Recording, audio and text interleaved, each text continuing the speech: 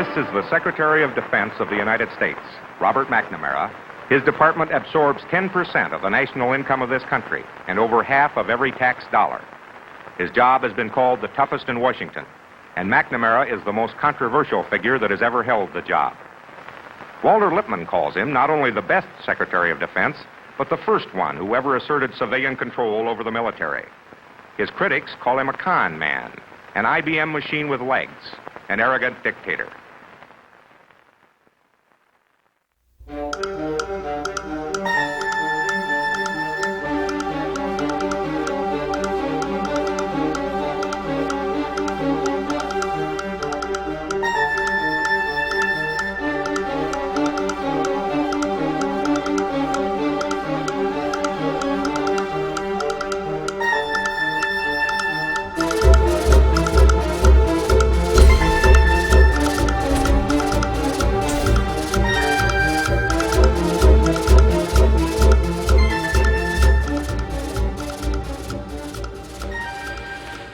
Mr. Secretary, I've noticed in several cabinet offices that little silver calendar thing there. Can you explain that? Yes, this was given by President Kennedy. On the calendar are engraved the dates October 16, 17, 18, 19, 20, 21, 22, 23, 24, 25, 26, 27, and finally 28 were the dates when we literally looked down the gun barrel into nuclear war.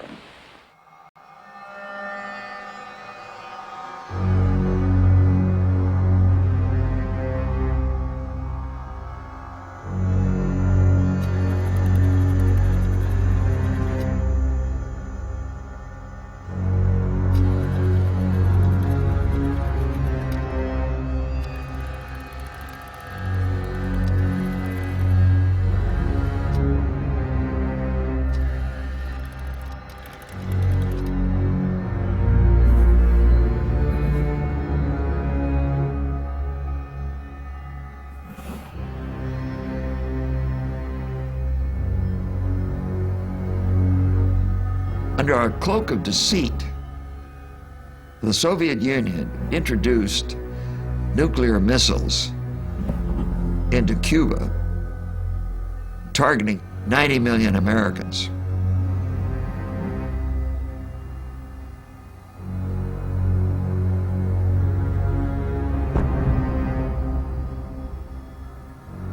The CIA said the warheads had not been delivered yet. They thought 20 were coming on a ship named the Poltava.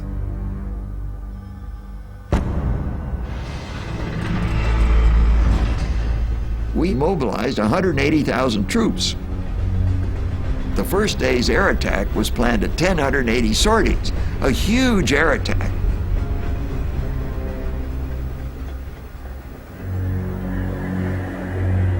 The next 24 hours, what is it we need to do? First, we need to do two things. First, we need to develop a specific strike plan. The second thing we have to do is to consider the consequences.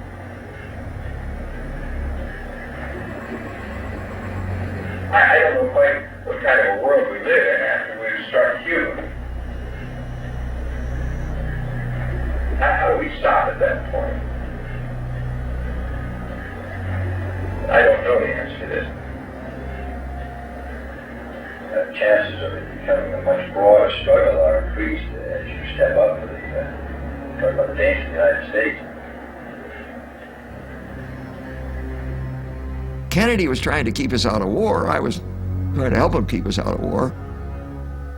And General Curtis LeMay, whom I served under, as a matter of fact, in World War II, was saying, let's go in, let's totally destroy Cuba.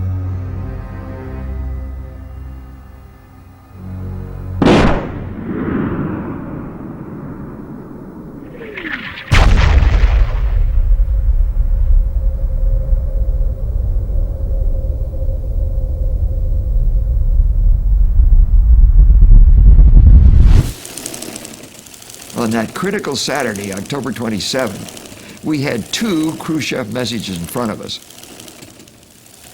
One had come in Friday night, and it had been dictated by a man who was either drunk or under tremendous stress. Basically, he said, if you'll guarantee you won't invade Cuba, we'll take the missiles out. Then, before we could respond, we had a second message that had been dictated by a bunch of hardliners. And it said, in effect, if you attack, we're prepared to confront you with masses of military power. So what to do? We had this, I'll call it the soft message and the hard message. At the elbow of President Kennedy was Tommy Thompson, former U.S. ambassador to Moscow. He and Jane, his wife, had literally lived with Khrushchev and his wife upon occasion. Tommy Thompson said, Mr. President, I urge you to respond to the soft message. The president said to Tommy, we can't do that. It'll get us nowhere. Tommy said, Mr. President, you're wrong. Now that takes a lot of guts. We're not going to get these weapons out of Cuba probably anyway. By negotiation. Hey, I know agreements, President. I think there's still a chance. Get that down. The important thing for Khrushchev seems to be able to say, I saved Cuba, I stopped an invasion. In Thompson's mind was this thought. Khrushchev's gotten himself in a hell of a fix. He would then think to himself, my God, if I can get out of this with a deal that I can say to the Russian people, Kennedy was going to destroy Castro, and I prevented it. Thompson, knowing Khrushchev as he did, thought Khrushchev will accept that. And Thompson was right. That's what I call empathy. We must try to put ourselves inside their skin and look at us through their eyes, just to understand the thoughts that lie behind their decisions and their actions.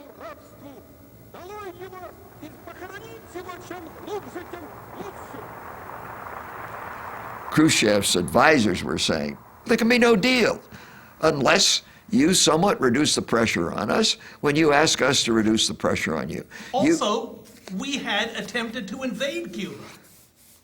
Well, with the Bay of Pigs, that undoubtedly influenced their thinking. I think that's correct. But more importantly, from a Cuban and a Russian point of view, they knew what, in a sense, I really didn't know. We had attempted to assassinate Castro under Eisenhower and under Kennedy and later under Johnson. And in addition to that, major voices in the U.S. were calling for invasion.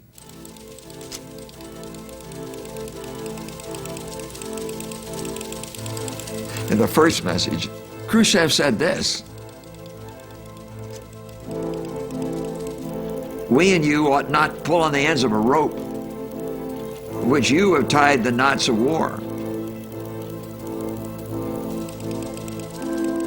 Because the more the two of us pull, the tighter the knot will be tied. And then it will be necessary to cut that knot. And what that would mean is not for me to explain to you. I have participated in 2 wars and know that war ends when it is rolled through cities and villages, everywhere sowing death and destruction. For such is the logic of war. If people do not display wisdom, they will clash like blind moles, and then mutual annihilation will commence.